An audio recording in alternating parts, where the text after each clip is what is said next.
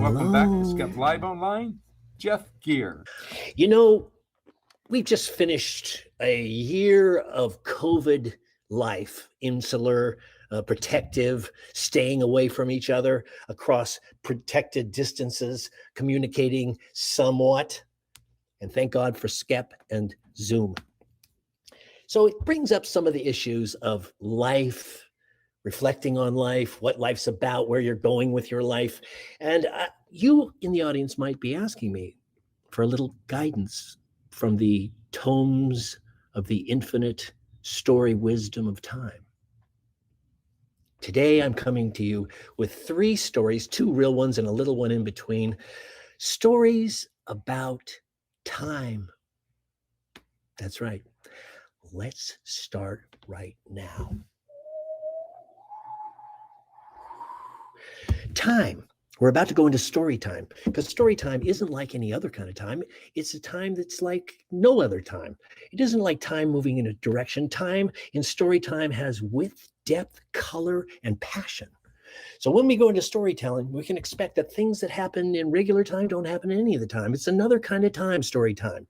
And in this time in which we start the story begins like this. Once upon a time, there was a young man, and he was apprenticed to a merchant. He went out sailing. He learned from the elders how to set a course, how to navigate by the stars, how to circumvent large distances of water to arrive at a port, how to trade, how to barter, how to give away what he brought and to get more things, and how to bring them back. Not only that, but there was an indigenous man on one of those voyages that taught him chants, where he could call forth the winds and appease the winds, call forth the rains for water and let the rains go away, call forth the fish when they were hungry and get something fish. These were all skills that are lost to us now, a technology that was in practice, and he learned those secrets. Well, of course, he grew older, and one day he saw a girl, and he said, "I'd like to." She said, "Me too." He said, "Do you?" He said, "I do." And they went, they had 3 children, and he got fatter. He lost some of his hair, and he started to be pontificating on affairs of the city. Well, he never really got along with the in-laws, and the in-laws were coming, especially the father. The father was obsessed with time. Never had time for the things that really matter, spending time with his daughter and his grandchildren. He was always obsessed with business. And so this merchant man who owned several ships decided, "It's time to go to sea again, dear." And he went on the ship.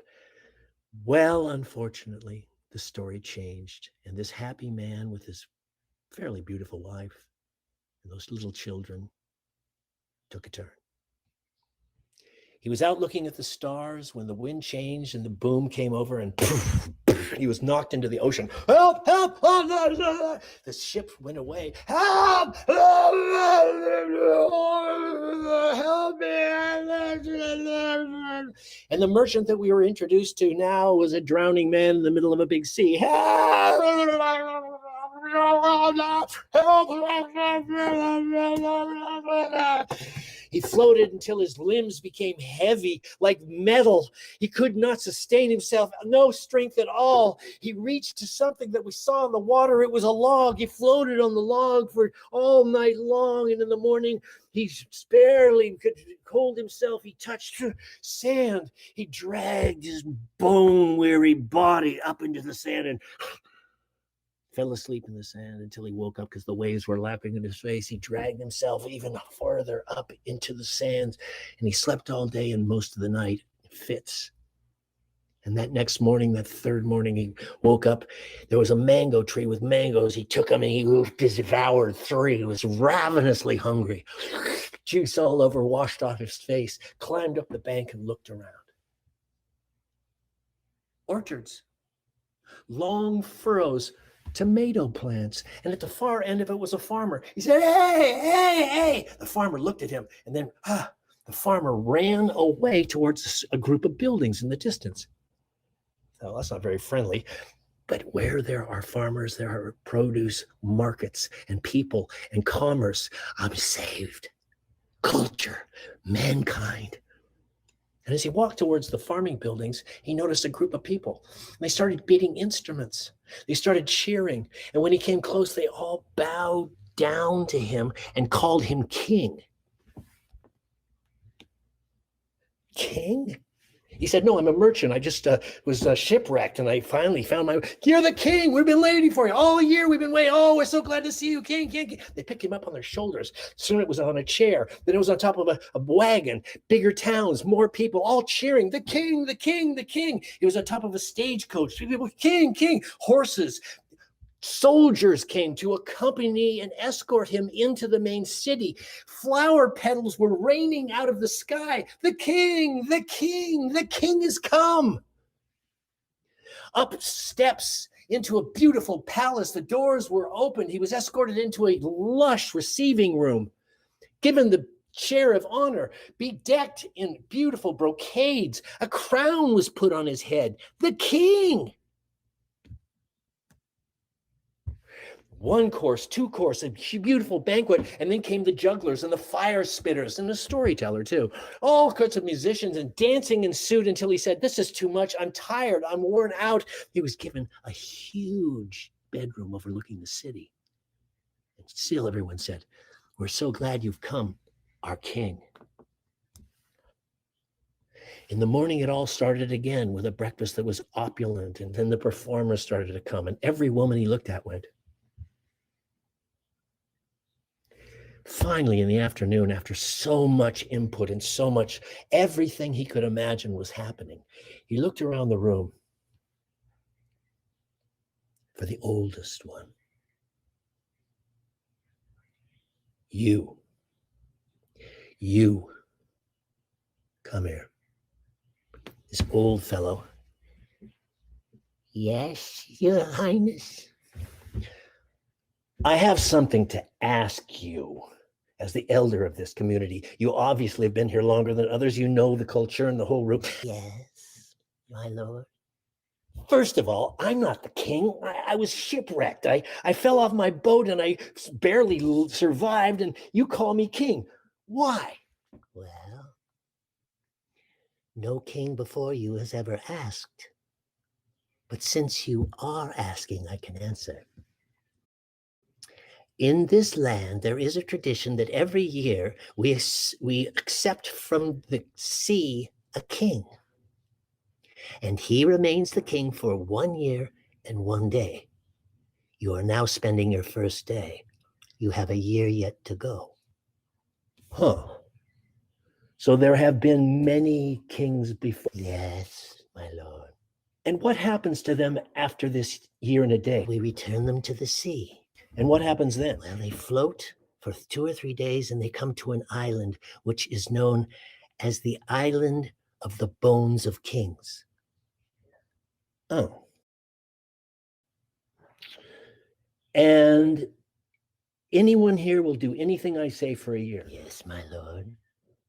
Let me ask you, if you were me in the position of king, what would you do to anticipate that day when you're put back on the sea? Well, no one has ever asked before, but let me answer.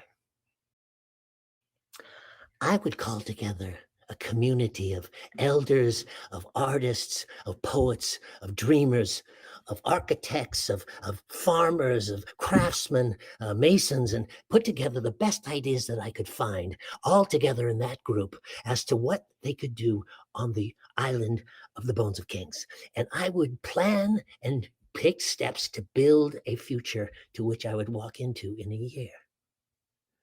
I think I found my first court-appointed emissary. You will represent me. Call together that group. No more dancers, no more of this. We're having a meeting this afternoon. And so they began to plan. And so they began to build, and ships began to go back and forth between the island that he was on and the island that he was to assume. And after a year and a day, all of the finery was taken off. He was put back in the sea. He found another log. He floated and finally came to that other bank where a number of friends greeted him as the king. And he walked into a well-planned city, not large, but beautiful. The future that he had built.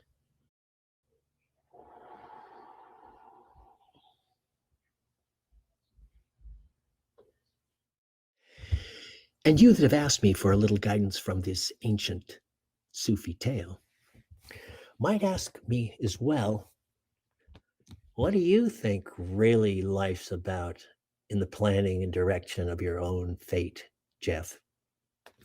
Well, that brings up a story. I used to tour with a Hawaiian kupuna named Marie Solomon. And when she was a little girl, she would go and spend time with her grandfather. Her grandfather was a farmer. And she'd look at him, and he would stand there and look at the stars and the clouds. He would say, "Oh, a storm is coming tomorrow, and it'll be bad for a couple of days. No sense coming out here in the fields. Everything will be wet. But after that, we'll have a week of beautiful weather." Whatever he said was going to happen always happened. He read the clouds. Finally, the little girl said, "How do you know that, Grandpa?" The story. When he was a little boy, he was apprenticed to a navigation heiau, where they trained navigators to follow the stars in the sea. He learned how to call the winds and appease the winds, how to call for water and rain and then appease the rain. He learned how to call fish to him so they could fish and survive as a small little flotilla in the vast expanse of sea. An old technology, but it did exist. And one day, they all got on a giant catamaran and they were sailing towards Tahiti. And a couple of weeks into it, they threw a little, I call it a windsurfing, a little canoe with a little sail and him, and said, "See you in Mahukona."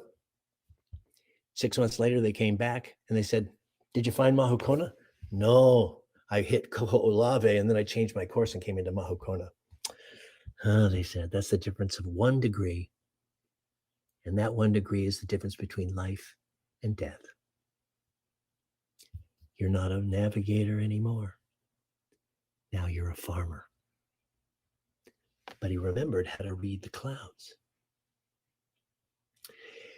One thing he said that Marie told me that I will now tell you is that the grandfather said this: "One day you'll wake up and the whole horizon will be full of black clouds. A storm is coming, and you can chant until your voice is gone.